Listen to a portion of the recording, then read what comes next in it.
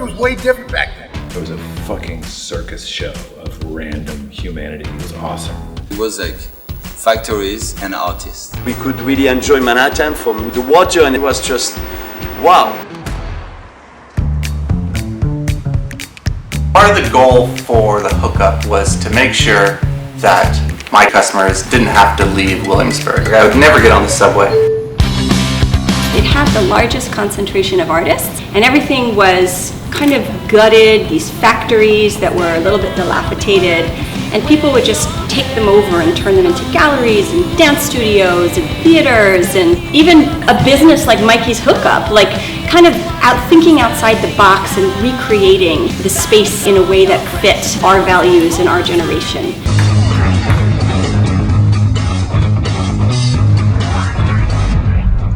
Hey, how you doing? Rachel Perry here. You're watching VH1's Top 20 Video Countdown, coming to you from Mikeys Hookup, which is basically like the computer store here in Williamsburg. And Mikey actually happens to be in one of my favorite bands, the Dancehall Crashers.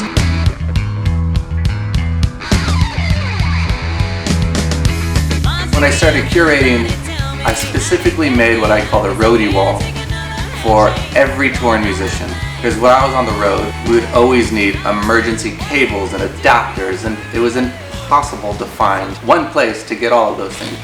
Billy actually needs to buy this. I actually do need to buy Yeah, one. we should just get You know what that now. is? What is it? That's a pop filter.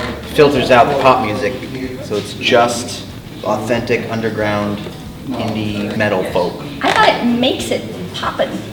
It filters out everything but the pop. That's what I thought. So you left with sweet, delicious pop. Sweet, delicious pop. It was like a weird social experiment of just like weird new people moving into the neighborhood. Not that I wasn't one of them as well. It was the place that I moved to get my ass kicked and feel motivated and inspired by others. Crossing the bridge, the arrival and wife, it feels like the third man, Orson Welles, you know, it was so misty. Like Williamsburg in that time was just a village.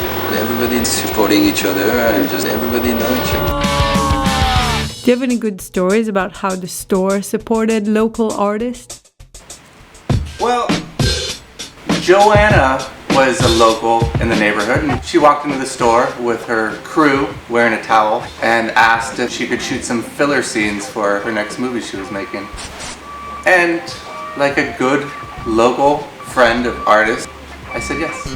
Hey, Hey, Mikey, do you have a shower in here? cut!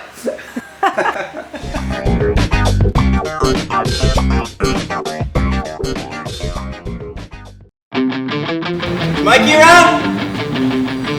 I don't know where he is. Fuck is Mikey!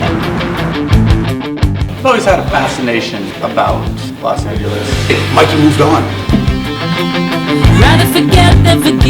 So what do you think is the difference between living in New York and living in LA? I mean, generalizations, I don't know. California food is totally healthy. There's no Food in New York is so different. LA. I'm gonna go with LA. Come on. I mean, I'm opening up a store in Los Angeles for one reason, and one reason only, and that's to be closer to Brad Pitt.